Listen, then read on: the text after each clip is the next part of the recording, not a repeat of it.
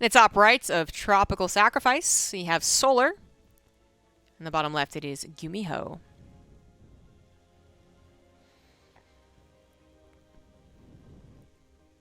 GuMiHo, I mean, looking really strong today, but primarily in TvT. He did also have a strong performance versus Estrella, 2-0 there as well. But his TvZ has yet to be tested. On the side of Solar, actually close the bracket, so give me a second. On the side of Solar, he 2-0'd Hero, 2-0'd Special, so there's a TvZ going favorably for him. So we just have a little more data, basically, as far as right here, right now. Still, even though it's a different matchup, GuMiHo's displayed skill and strategic superiority in some cases displayed in those matchups really makes me excited to see what he can do in this matchup. I know they've gone to face-to-face against each other in the finals before. Unfortunately for the Korean Open bracket, while you do basically immediately get into some pretty good games, it is because there's not really a lot of signups. So I think 16 people checked in today. So you that also means that you have the same matchups over and over and over again, which is not exactly super different in Europe anyways. Like, top 8's usually pretty similar, but maybe not as much as Korea. So I think maybe the last time I even did a Korean Open Cup, it was these two. Maybe, I don't remember. But I definitely cast them recently. Maybe it was a best of 3 semifinals, actually. Maybe it was that. And it was pretty fun. I think GuMiHo did really well against Solar, if I remember correctly. Definitely this strategy coming through. And Solar was also, I think, in a bit more of his slump time. Because I think we can say, for a fact, because he has said it, that he was not really doing so hot, mentally, emotionally, around Valencia. And practice and just general excitement kind of took a hit for it. We don't really know anything about like GuMiHo's take on things. So Solar had that kind of visible to the public, worked through it obviously in private, but now seems to be kind of back on the train, back on the horse, and is doing particularly well. So I feel like he's very much on an upswing. GuMiHo, hard to say upswing, downswing, just like there really is just the stats. We don't know his state of being, but he seems really fired up today. Went for a command center first, by the way. Want to see both orbitals finish at the same time. You know that. And this has led in the past to GuMiHo going into a battlecruiser build. In this case, actually going to be a 3rd CC into Starport. Maybe still a battlecruiser build for all I know, but not the double battlecruiser build that I was thinking of. Which, by the way, I also did a build order tutorial for. That'll be coming out, I think, this Thursday if you guys are interested in learning how to do the 2 battlecruiser rush. Been doing those again, and I think while it is lower viewership for those videos, I do think that people generally appreciate them. So check it out on my YouTube if you haven't already. I think I have a dark build up there and a hero build up there right now. One more thing I wanted to add about kind of the personal side of things for these two. Oh, nice denial on that creep tumor. GuMiHo was really excited about the circus, you guys. Like, he's really cute about it. GuMiHo just kind of wears his heart in his sleeve, I guess. But I wasn't expecting this. So they got us a circus. Then it had like a little media day where we watched the circus and we're like, oh, yeah. And the circus had a magician, first of all, and then it had like an actual like acrobatic act. And when the acrobats came in, they were also led by a bit of a band and a guy like on stilts, right? Very typical. Fortune teller we had afterwards sucked, but the first 2 acts were really cool. Well, not only did GuMiHo, he was as, happy and enjoying it as much as everyone else, but it felt like a little bit more. Like he was genuinely shocked when the magician did something, shocking. But my favorite thing was watching him start to clap along to the like accordion that was being played, because we just heard the accordion as they came around the tent. And no one was really like going to start clapping, but then GuMiHo did not care. No shame. Just started clapping along to it by himself for probably like a full minute before other people joined in. And I just remember looking and being like, this is so cute. He's so happy. He's so engaged. Anyways. We do have mech coming out from GuMiHo, not at any point going into battle cruisers, but rather actually into a very fast 3rd CC, Hellion Banshee, getting that 3rd CC down location, also pretty damn fast, with possible chance of having it run by as the Hellions are being aggressive. And there has been a lull in Hellion production. Gotta afford other things right now, right? But that is not something that Solar has set up. It's in fact trying to deal with the Hellions, trying to kill his drones. So I wanted to make sure to have everything back at home. Banshee, or no, Viking, my bad, that killed the one Overlord for the scout, goes into the main base, lands to kill maybe 3 or 4 drones, actually. I'm not sure Solar's paying attention. Oh, nope. Quicker pull than I was anticipating. So not even one yet. Drones are going down somewhere. Ah, the Banshee ends into the natural. So we have an attack at every single location. Actually, I think GuMiHo made a bit of a mistake, but more a hindsight 2020 type of situation. Probably could have done more damage if those were Hellions. But that's a tough decision to make. The Queens were supposed to be pulled away to deal with the Banshees, which maybe meant that there was only Lings to deal with the Hellbats. And if it's Hellbats, it's the easiest fight in the world for GuMiHo. If it's Hellions, it's possible that the control still favors the Ling player. And, yeah, that just would have been like the primo circumstance. Would have been Viking distracts, Banshees force the Queens away, Lings are the only thing guarding that 3rd base, and Hellbats enter in to barbecue 20 Lings, plus deny the drone mining at the very least. But it actually could have been even worse than that if the Hellions were able to chase down what was a very oversaturated 3rd base for a hot second there. As it is, Solar does take damage, 11 drones worth of damage, which might not sound like a whole lot, but do recall that GuMiHo went for a really fast 3rd CC and a really fast 2nd CC. This guy's all about the economy. And look at this. Look how brazen this guy is. He's going for a 4th command center in this matchup on location. Damn. For Solar, it is quite difficult to know when exactly a run-by would even do something, because one, who does this? So why would you have something set up for it? But also, 2, even though there are lulls in Hellion production when you go from mech, because you got to afford the money to go for your additional factories and the command center, you are usually pretty good to go as far as Hellion count. So Ling run-bys, you could kind of argue, aren't supposed to do a lot versus mech players. It's just in this case, they absolutely could, and I think Solar, yeah, he's doing it now. Sees an opportunity, uses the Lings, gets on top of the Cyclones, which suck against Lings. And where are more Hellions is the question. He really stopped building Hellions in exchange for getting everything down, command center, planetary, upgrades, factories, and Cyclones. So he was building army units, just army units that sucked against Lings. That is a huge Hellbat force. 8 minutes into the game. Not when you would expect it. Same with the Banshees, though. Checking on top of that 3rd base, maybe being miscontrolled. However, oh my god, barely going to live.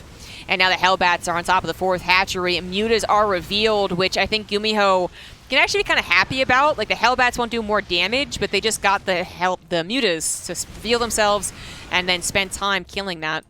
Because I'm pretty sure he did not know about the Spire otherwise. No, he did not. So the missile turret's coming down only just now.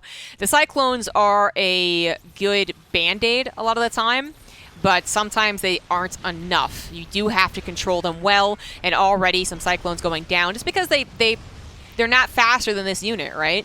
A lot of other engagements with Cyclones, they're faster than the Mutas, but as I said, it's more of a band-aid. It's something that can cover you sometimes, but you want missile turrets, you want Vikings, even Widow Mines with Cyclones would have been better. Just Cyclones, already reduced in number thanks to an earlier Ling run-by, was not going to be enough. You would need like 10 Cyclones, and then the Mutas would have been very shy about engaging. But 5 Cyclones with a limited amount of space to micro. Just didn't work out. GG. So after all that greed, it just got bopped by Mutas.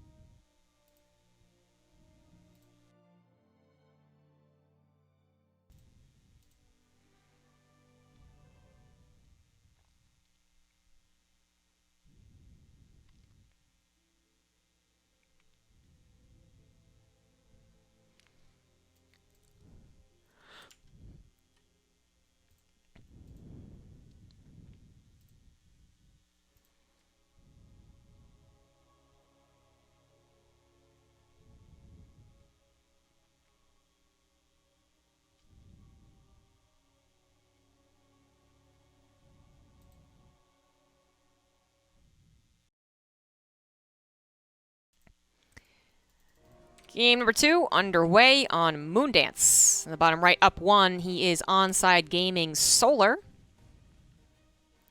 In the top left, it is Psystorm Gaming's GuMiHo. Been with GuMiHo even before his GSL victory. So I think he's been on Psystorm since probably 2013, 2014? Because it was his GSL victory 2015? No, it must have been later than that. Hold on.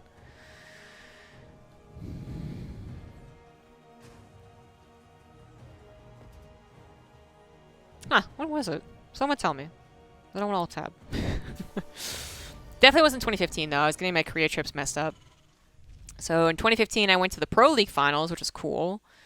2016, I went there to...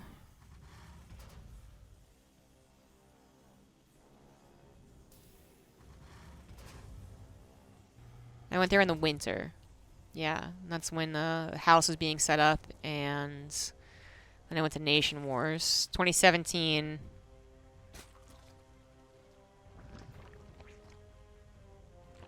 was when I stayed in Korea for 3 months. Maybe that's when it was? Maybe? Maybe. I think so, actually, yeah? So he must have been Psystorm. Point is before that. But it's been a long time, alright? Whatever. Moving on. Cool story, man. GuMiHo on Psystorm, been a team for a while, and I do think what is most important from that very not story that I just told there was that he was picked up before he was even like real big bad boss. He was just a cool Terran player. Really good, but just not the GSO victor that he eventually became. He was a really well-timed pickup on the side of Psystorm. And then, after that GSO victory, couldn't really replicate it.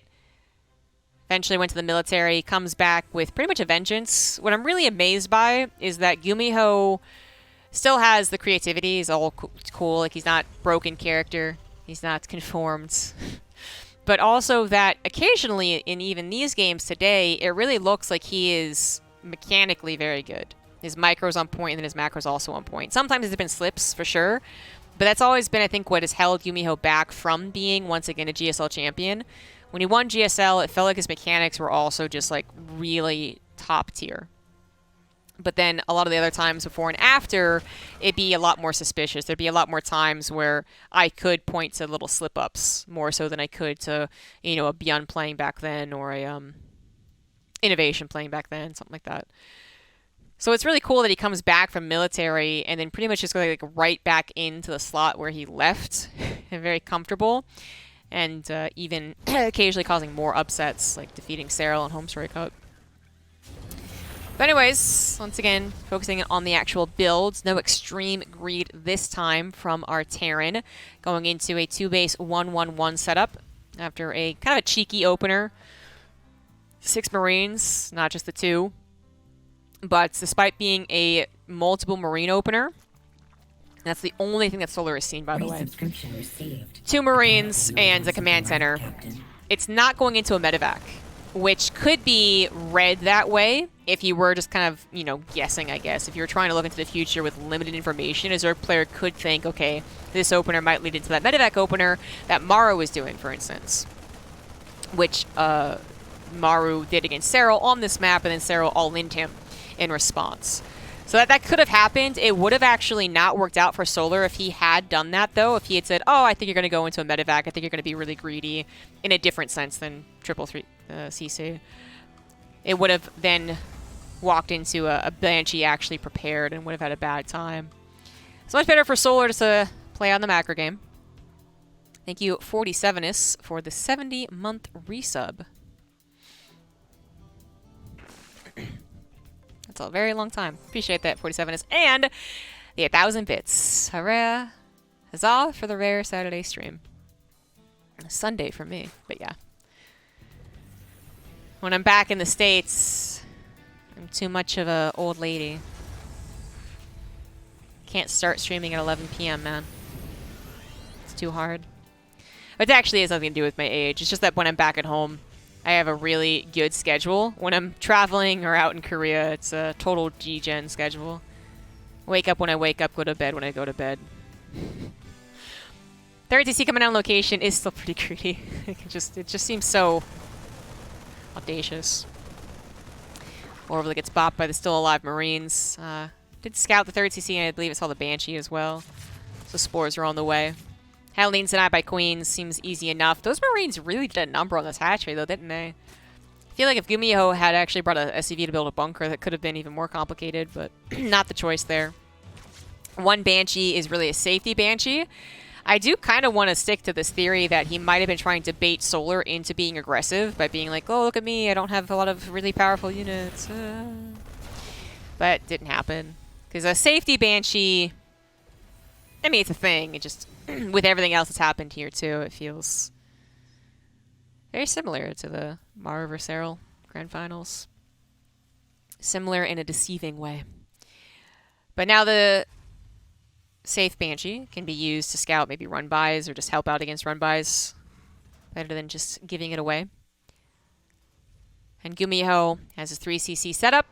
Has 4 barracks. That's not right. That's not... No? No? Really? No. No, there's no reason he doesn't... I mean, he's using all of his minerals, so I can't... Can I be critical? It's almost always 5. This is weird. I'm 99% sure this is a mistake, right? It's always 5 barracks. Even if this was some weird, like, transfer into mech soon, which GuMiHo and even Maru have experimented with, I feel like that was off of 3 barracks. So maybe I'm bugging out for no reason and someone knows what's up, but that's, he's missing a 5th barracks in a reactor. I'm, like, triple checking here. At some point, because everything else is normal. There's nothing else that's different. His upgrades are matching up with the armor to get 2-2. He's only working off of 1 factory. There's nothing else that's really different. Like, it's just supposed to have a 5th barracks. Alright, we'll leave that alone for a hot second. This attack, very bold from GuMiHo. Tries to land the tanks on the Queens and then on a creep with the Marines as well. If Solar was really not prepared, if he was like, oh shit, I need to build Banelings, I could see that really working. But as someone who was prepping for a 7.5 minute attack, that seems extremely dangerous. Hellbats are on the front lines, helping to tank a lot of those Banelings, however, and this is still getting a little sketch for Solar's defense. But more reinforcements spill forth, and we're once again on creep, but oh no, the Banelings are all gone, man. Solar might also have been like, no, that's stupid, that doesn't work. Wait a second, what's happening here? Yo, GuMiHo's gonna win. What the fuck? Okay. Alright. Okay. I'm still so confused. Sorry, guys. I'm still so confused by the 5th barracks not being there. That confusion was trumped by the confusion of that very bold drop on top of the Queens. I thought that was going to be silly, but he did fan out his Marines really well to save them even though they're on creep. Because it was obviously going for speed over a slow, methodical siege hop. That meant that Solar could not have his next round of Banelings prepared. So, there's kind of the genius behind that one. But I am 100% sure there should have been a 5th barracks. I'm 100% sure. I moved it to 100% from 99% because he did start to bank a lot of minerals.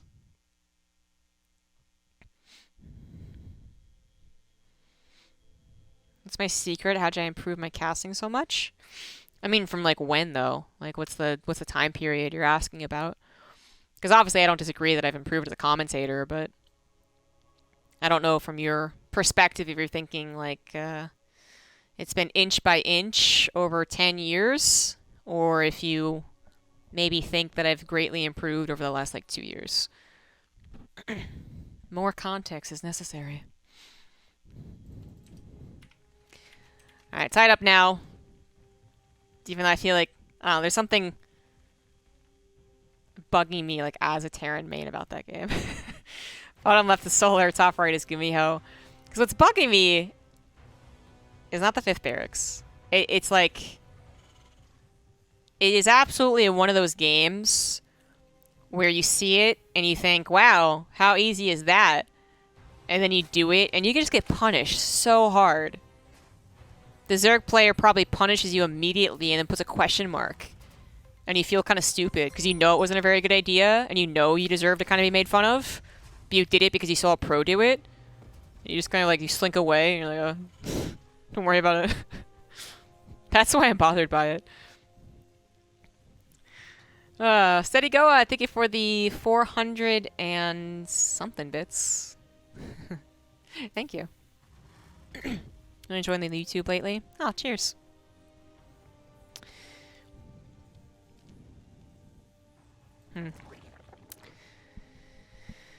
Ay.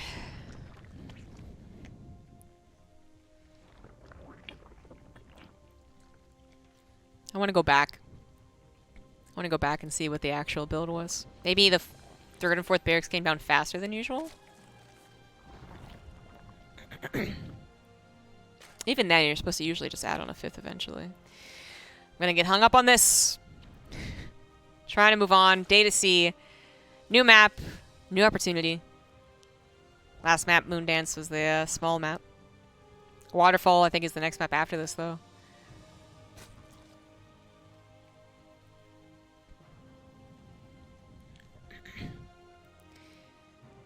So I'd be a little more concerned for Solar if he were to lose this game and then go on a Waterfall. Could be 3-1 in GuMiHo's favor. But Day to see, I feel like, should favor Solar.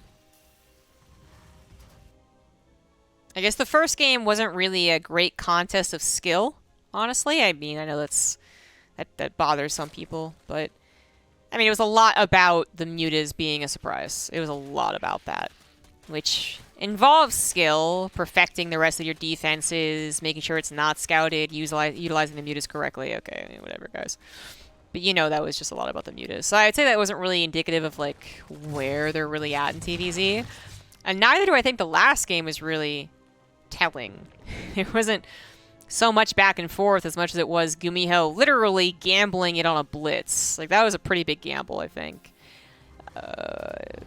Something he was basing off of previous experiences, so not maybe a true gamble, not like an anything goes situation, but more like, okay, I've experienced this, and I think if I hit this, then I'm going to get this amount reward. Okay, fine, but it could have backfired. Really could have. But it ended very abruptly, right? So we're not getting a lot of true back and forth contests, and we do look like be having maybe a armory build. Minerals? There it is. So yeah, Armory's coming down. Hellbat build's on the way. Very classic 2-base Hellbat build as well with the Medivac, not the other variations, I guess. There's a super early Hellbat all-in with only, what does it appear, like 4 Hellbats? There's the Hellion Banshee one. There's the Hellion Marauder, right? That's another one. Yep. I feel like this is the most classic one. It looks to me maybe going into maybe a safety Banshee. And then maybe Sim from here. We'll see what he is with the add-ons. Solar has not gotten any scouting as of yet. Oh, he did actually. He scouted what looked to be a continued production of Marines, so he really does need to get that secondary scout. Because with the look here, it could once again be the 6 Marine poke into the Banshee. It could be the 6 Marines and Would a Mine and a drop, like I was talking about with Maru's build. Whatever. So we really need to see that, in fact, it was going to be Hellbats. But apparently it's already commenced. The Medivac went into the main base, got shut down pretty quickly, however. But the Hellions, and they are Hellions, not Hellbats, get into the natural. Drones are pulled to help the Lings and Queens. And believe it or not, that actually was the correct thing to do. 7 drones go down, but could have been much worse. Those Hellions, if they didn't get trapped, could have gotten a couple of really juicy hits. So I was paying attention to the scout when actually the scout timing kind of didn't matter. He was already under attack by the time the Overlord was like, oh, okay, that's what it is. So the good news is Solar, good at crisis management. Handles it, does not build an Overlord as fast as he would have. I think handling it, trying to get like a little bit of a run by in, trying to get his ducks in a row again meant that he kind of missed the Overlord to replace the one that was going to die. Whoops-a-daisy. But now back on track. Solar took the drone losses. Had to build a decent number of lings, too. There's always that side effect to the Hellbat attack, the non-direct damage. But I think Solar's okay with the way this has gone. Yeah, yeah. It is going to be mech afterwards, which I wasn't necessarily expecting. I did say I don't know exactly what's going to happen with these tech labs. But I think with... Yeah, nothing really scary. There wasn't a bunch of roaches waiting for those Hellbats. There's no need for the Banshee. Goes into double Raven, actually. And then adds on the factories and a double gas in the natural. Would maybe have revealed that, but Solar, no, I didn't scout the natural. So he does not know that it is once again mech.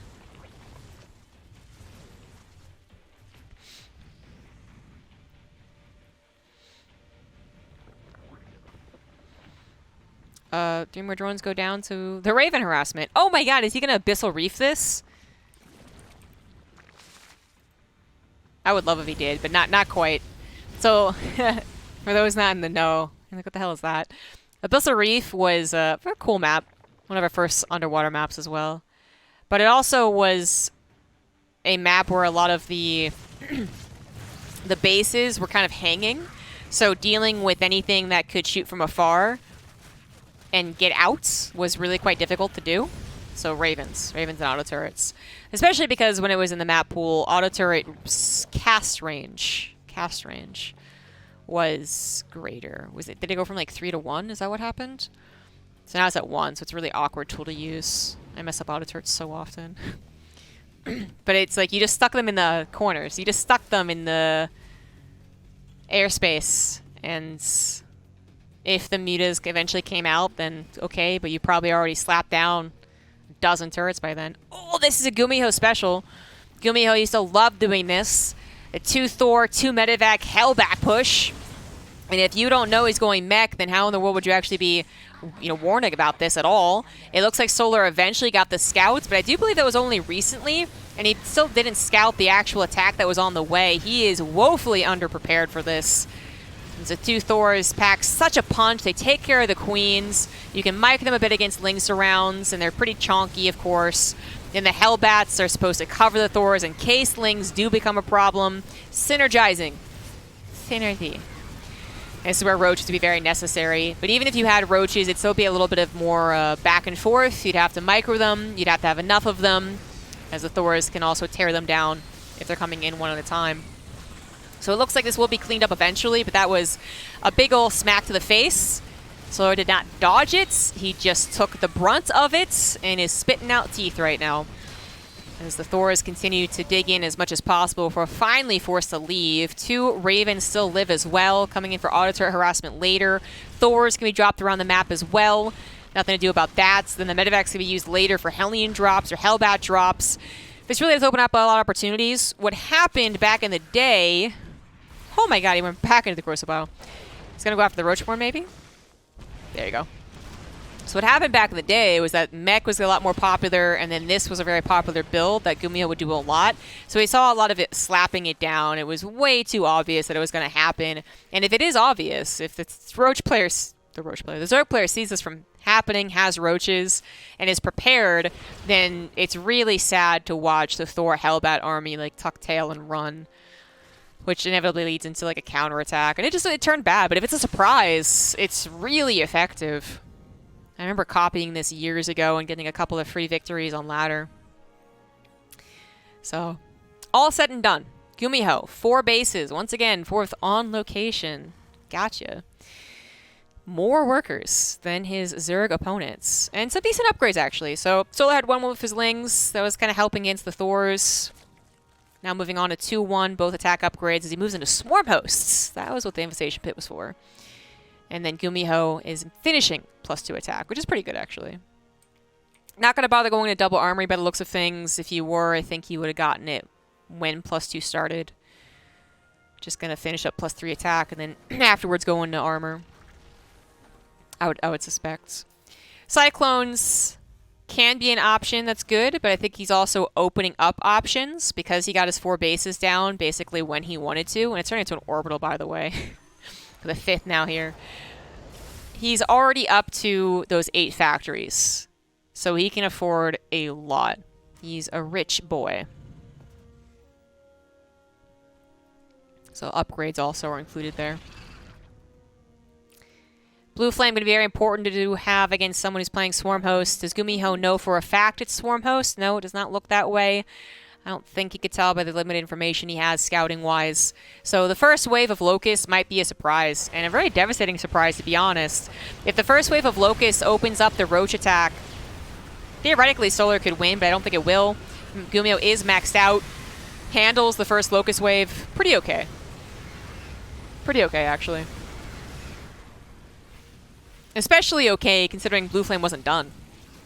I think that was supposed to be maybe a bit of a harsher timing, because it was before Blue Flame was done, before the Hellions were transformed, and, well, sometimes transforming the Hellions actually isn't the right move, so...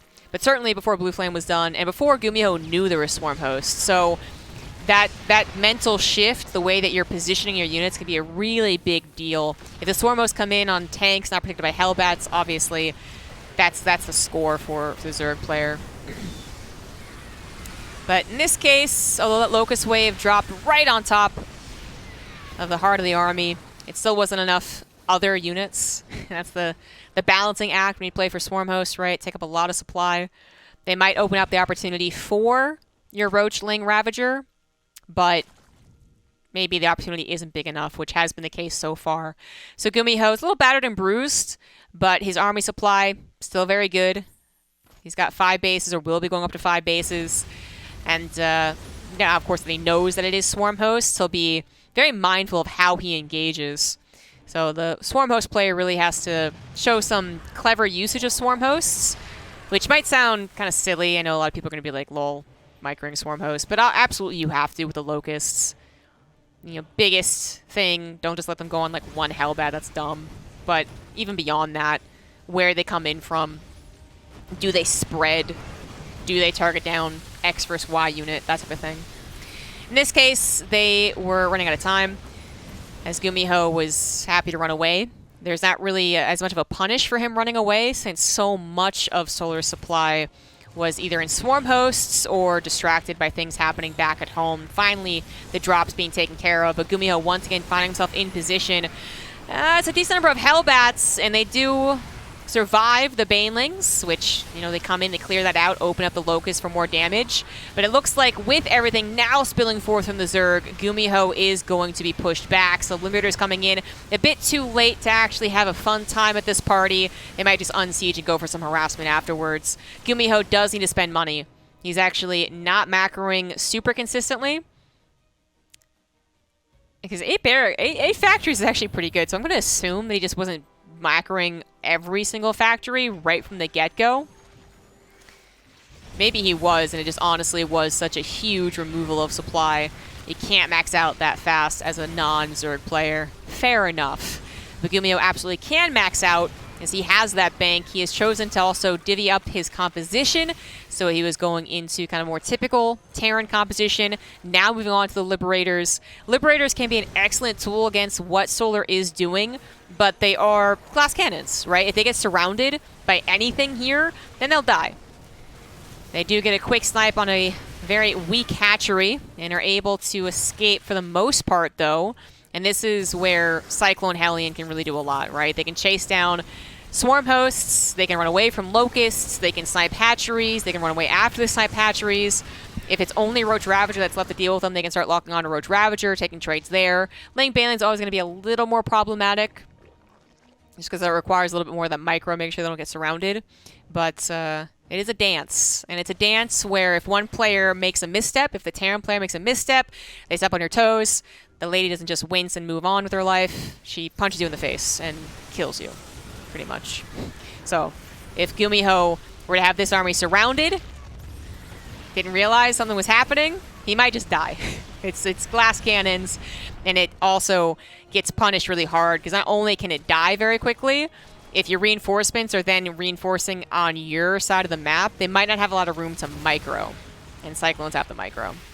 So a lot of action going on every which way as I'm discussing this. We had some Nidus Swarm Host action to the top side. Not doing too much. Killing SCVs actually isn't that big of a deal. Nidus Swarm on the front is a bit, you know, a bit bold. And now Vipers are trying to come into play. Oh, but not controlled whatsoever. Vipers can be very effective against Cyclones. Getting those abducts, picking them off one by one, is often what even leads the Zerg player into taking trades. Otherwise, they can just be on a fruitless chase against Cyclones that are well controlled. Which is kind of going to happen here. They are getting some of the Cyclones killed, but far more of them are surviving, and more lock-ons would have gone down on very vulnerable, expensive Ravagers. Solar has never really been rich in this game, despite being on Swarm Hosts, which would have covered any lack of economy otherwise in a lot of other games. But this time it was just too many trades. So well played by GuMiHo. Really bringing out some of the memories of years past, compositions past. I don't see that type of game too often right now.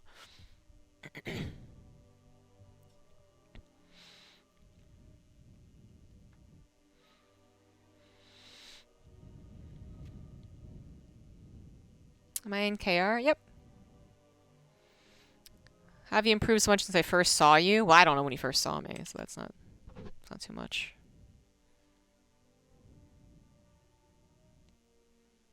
Montreal tournament. CG was the only person who actually made sense. Well, I don't know about that. Our audience predictions were wrong. That was probably just a very bizarre Montreal. I don't remember that.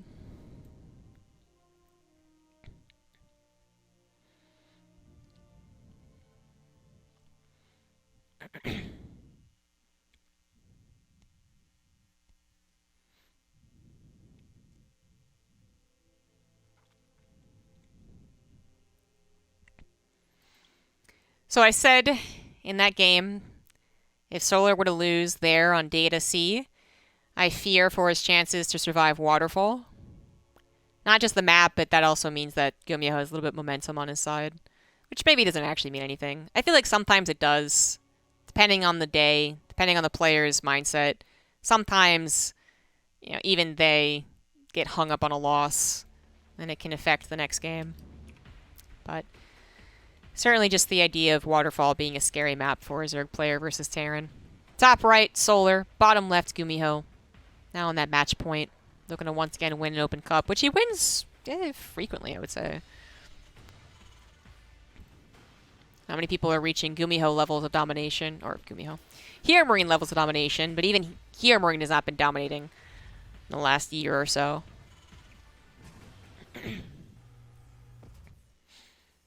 I think Wikipedia is keeping track of how many victories goes to any particular person, so you can go look at it. But I'm pretty sure Marine still has the most. Clem's starting to approach him. And GuMiHo must be, like, rising through the ranks.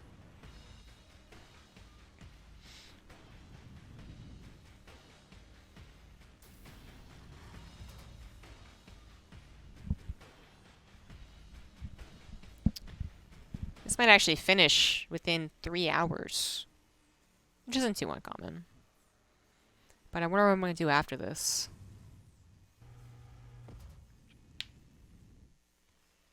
Kind of want to go on another hike, actually. The weather is just so pleasant. Today's like 76 Fahrenheit, which is very close to like room temperature, for instance. I don't know Celsius. I'm sorry, guys. I should at least know what people usually put, like, the air conditioning at, to have something to go off of. But point is, it's very pleasant. Also, a lot of the shops are indeed closed for the holiday, so there's not... Well, it's not that there's not too much to do. There are definitely still study rooms and cafes and restaurants still open. Just less options than usual. And hiking, I don't believe is ever closed. In Korea, maybe it is. I don't know. GuMiHo. Gonna get scouted really early. The Overlord has freedom to do so, seeing as it was a Reaper into Reactor, knows that it's not gonna get shot down. And just go for it, see if there's a second gas, which it did see. And that's kind of nice, because GuMiHo was probably hoping the Overlord would be too shy to do this. that it either would not have seen the actual timing of the barracks reactor or just kind of default assumed it'd be too dangerous to do and perhaps even unnecessary to do. But in this case, it saw that, yes, indeed, the factory is on the way. If it had only stopped here, maybe it could have been a 2-1-1. But now sees the factory, figures, could figure that this is just a bamboozle. But there's so many bamboozles. So Solar could have figured, oh, okay, he was just trying to make me think, you know, incorrectly that it was a 2-1-1. Then he's going to swap it over. But that wasn't necessarily the case. The factory did make a tech lab. We're now, I think, just playing, like, subverting expectations, the game. Like, you scouted with your overlord? Oh, no, let me change things up. Oh, your Ling scouted me? Oh, boy, let's change things up. I think. I can't say that I could accurately track exactly what every plan is from GuMiHo so far. He could have meant to go into a medevac, for all I know. He could have meant to go into the Banshees at the end of the day. I don't know. But what it is, 100%, we have decided, is that it is going to be a very odd build. Reacted Marines, Tech Lab for a tank, and Banshees. Okay, this time around the Ling's not going to get that follow-up scout, which I think if it had gotten to the main base at all, it would still be confused. Oh, this is like not usually a build you see from pros. Not at all, actually. There used to be a build where you would go Marine tank and a medevac, but it really only worked on one map, and I'm pretty sure that was 6 years ago. I'm pretty sure I saw like a Xenocider do it or something. So okay, well this is still kind of, it's kind of going to be like that though. So at the end of the day, what the goal of that particular drop or push, whatever you want to call it, was to get entrenched into a particularly obnoxious area at a timing that is very weird for a Zerg player, who at some point Zerg players started to expect it because it did actually become very popular, but still depending on how the tank got sieged and any kind of like slight variations the Terran would add to it, might still have trouble. So in this case, I guess the variation would be that this Banshee is also included, and a bunker is also on the way. That's actually something that would happen anyways, but the Banshee I think is a bit different. Oh, 2 queens go down right then. That's actually really nice. Solar decides to use some Lings to go for a run-by. Catches one of the reinforcing tanks. That's an excellent run-by. But is still having some trouble dealing with this. It is almost inevitably cleaned up, however. Tanks... Queens tank so well that it can absolutely snowball. So we saw those 2 queens go down, and it's like, oh no, what happens? But it's, if played patiently by the Zerg player, if they don't just panic, they usually deal with this by letting the tanks, damn it, letting the queens tank the brunt of the tanks. And then the Ling numbers continue to grow and eventually wrap around what is ultimately not a lot. It's not like facing someone who's rallying Marine pushing with stimmed and combat shield Marines, right? So it's usually okay to take care of it. And as you can see, without that tank, even with the tank, it's not really hitting anything important. This is too far away. Mapmaker did a good job making sure this wasn't abusive. So now it's kind of just being like a thorn in the side, but not a particularly deep thorn. So Solar, maybe a little mishandle on the beginning of this, because who the hell knew what GuMiHo was doing. But I think is okay now, is finishing up the saturation of 3 bases. Still has to be worried, because there could be like a 2-base follow-up to this that he's not been able to scout. But it is actually a 3rd CC. He's going to go into barracks, but Solar is the one that doesn't know that. So he's got to be careful. So this is still really suppressing the Zerg. Oh, no high ground vision. Daisy. Okay. It still is suppressing the Zerg, but I think I like what Solar's doing. Not just in the way that he's handling things. Oh, and a big wraparound in the trying to retreat Marines. Unsuccessfully trying to retreat. But what he's also doing is going into just 3-base Muta, which, I mean, I think their other option of going maybe more typical 4-hatch, double upgraded Lings might have still been okay as well. I kind of like this. I feel like the trade-off here is going to be, yes, a less than stellar Zerg economy, but more control over the game than you would expect. Because GuMiHo, with the weird build he has chosen, is not exactly streamlining 2 stimmed Marines with a 730 push, right? 740 and Stim's only 25% done. So I think the mutas are going to give Solar a lot of control. But we'll see. I don't like the drone count. 66 workers. Oh! Did the mutas pop and he just immediately GG'd? I think he did. That has to be what happened, right? Yeah, the mutas literally showed themselves and he doesn't have any Marines. Oh, there you go. I loved Solar's decision making. Omen's a weep. Thank you for 45 months.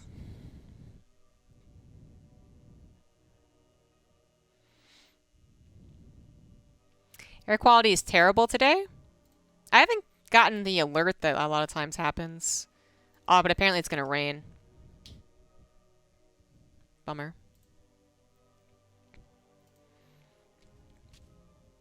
There's only been one time that I've been in Seoul.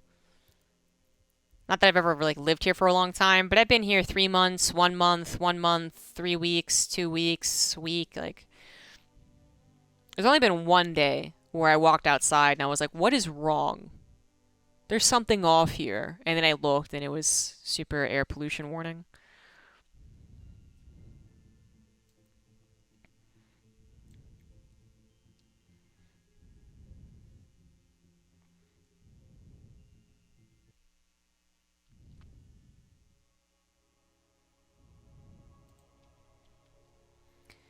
So Solar survives Waterfall. Survived GuMiHo's trickery. Does a little trick of his own.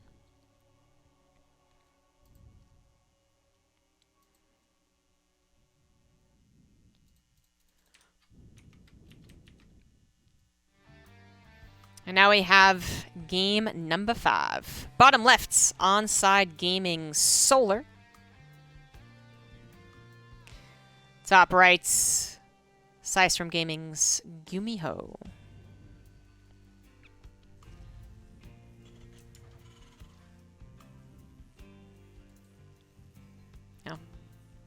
I think that is a game where GuMiHo does come out ahead if he's up against someone trying to get a 4th hatch who then doesn't actually have the correct drone count to really facilitate that type of Zerg game.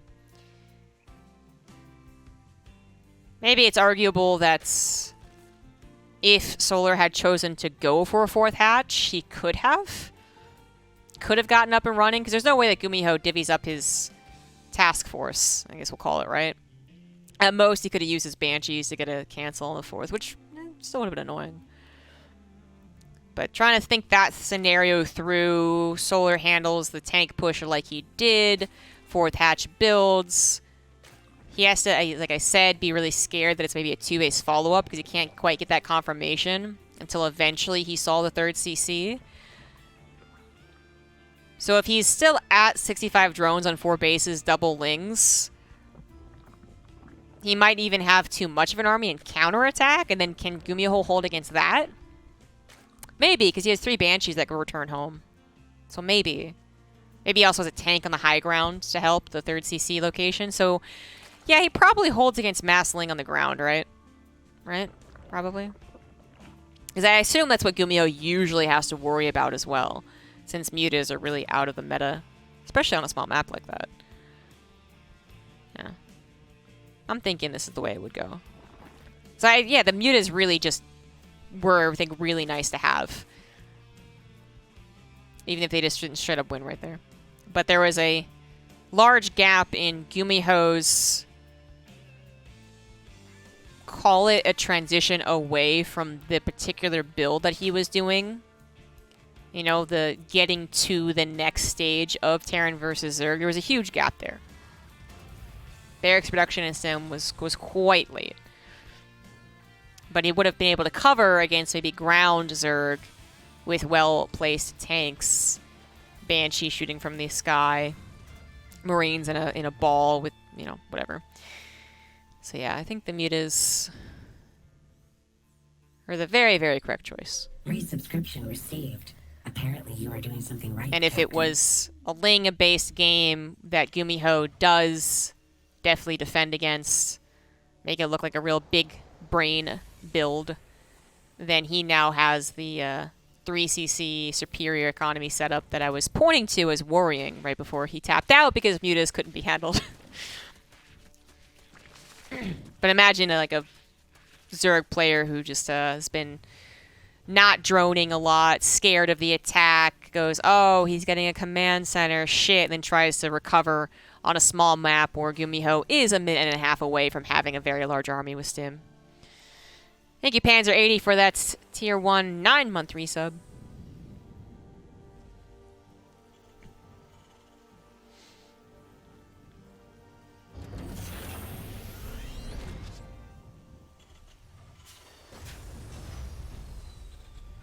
Thank you, Teddy Triple.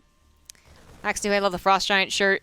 Seen a bunch of people wearing it. The thing is, it's a supremely comfy shirt. It's really, really comfortable. It's not even that we just like the company. Very wearable. Alright, so another particular build order from GuMiHo. This time around, it finally ended up being the Marines in a medevac. Solar had no idea. Zero information up until that point. And you might say, well, at least he got the information. Well, actually, part of the opening here for GuMiHo is to clear out those overlords, so I think it's still better for GuMiHo. Who's gonna just run around, be a real bother while getting all the stuff back at home. And what's interesting is this stuff is kind of a mix instead of going hardcore one way or another. So it's not hardcore into like a 2-1-1, and it's not hardcore into Hellions either. It's literally a mix. So 3 barracks with a factory, pumping out Hellions. He's going to do, I guess, yeah, an armory's coming down. That makes sense. Kind of do like a play on a 3cc 2-1-1 Hellion build. Like it's I guess there's nothing really comparable, honestly. But you see the ultimate goal here is to both have a Marine composition and Hellbats very early on. I think this maybe is what Time was doing for a little while, maybe. But the idea being much earlier Hellbats with the Marine push. So the Zerg player has 2 different types of armies to worry about, hitting faster than you would expect, although in less numbers and less of an anchoring push compared to, you know, like a 7-minute tank push. So a bit more blitzy. Certainly blitzy. And Solar, like I said, I just had no idea this was happening. Saw the 3rd CC, saw some of the unit composition, but not a whole lot of it. I think Solar is going to be very happy that he chose to go into Roaches here, just because I think Ling Baneling, while it's very like high skill cap, you can do a lot with Ling Baneling. It might struggle against this particular push, kind of making sure to get the right connections. Where Roaches, it's kind of more just frankly a numbers game. Do you have enough Roaches? Yes. Okay. I guess I can't do anything. And past that point, obviously Hellbats don't do well against Roaches. It's like, initially, the Roach numbers might have been a little shy, could have been a little sketch. Now we're just talking straight up about GuMiHo having to move away. His plans, if he did want to go into more Hellbats, which I think can be a choice. He's already at 7, maybe not. Anyways, you move on. You cannot do that against Roaches. I love his use of the medevac drops, though. Trying to get some damage done. Hellbat drops ain't what they used to be, though. Rewind us back to 2013, beginning Heart of the Swarm, and they probably won the game already. They were really good. But not anymore. And the game continues on. I gotta say, I think I like Solar's position better right now. GuMiHo's composition thing was like a little off kilter, but it's not that it was a true, it wasn't all in. It did delay his engineering base, is the primary takeaway here. That was delayed for sure. I mean, he got a second factory before we got double engineering bay. But his 3rd CC was perfectly finely timed. His production is still, I think, capable. But I think I like Solar's... So, yeah, I like Solar's potential more. If he had just gone for a 1-1 all-in himself, I think that could have been really scary. I wouldn't have minded that option either. But I think taking the opportunity to basically have the Terran player go, oh shit, like I need to adapt, I need to turtle up here, to then get all of this going. Like, I think Solar has a lot of freedom right now. Well, we might just get a late game TvZ. But one where the Terran has really abysmal upgrades, and not much of a push and pull happening either. There's not much fear for the Zerg player.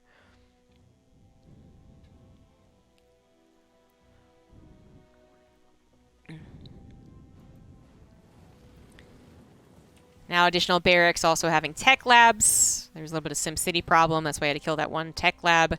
Looks like there's been some supply cheapo problems as well. Sensor tower comes up and running. At this point, if there hasn't been that big old 1-1 roach swell, it must be going into hive, right? So GuMiHo should be picking up on that. Even though he hasn't actually scouted it, I think he knows. He even saw Lurker Den right there. So I think it's very, very clear at this point what the plan is. And GuMiHo just has a turtle. That's really the only option. Turtle with maybe a drop, maybe 2 out in the map. And that's all that he can do for now. Love the setup. The SimCity with the command centers coming down. His actual 4th, I believe, just finished in a safer location. There it is. But this is just for SimCity. Solar is now pushing in with his Roach Ravager force, which he is pretty happy to take losses on to replace it with the Lurkers. You don't just give the army away, of course, but getting 2 canceled command centers, having the pressure applied to the would-be 4th base while getting his Lurker count up, it's pretty scary. And there's the double drop that I was referring to, and it actually finds an entire hatchery, so pretty nice. Certainly not the end-all be-all, though. There needs to be more over a longer period of time, because Solar will be able to replace that pretty easily. He's already kind of gotten to all the things he wants, upgrades included.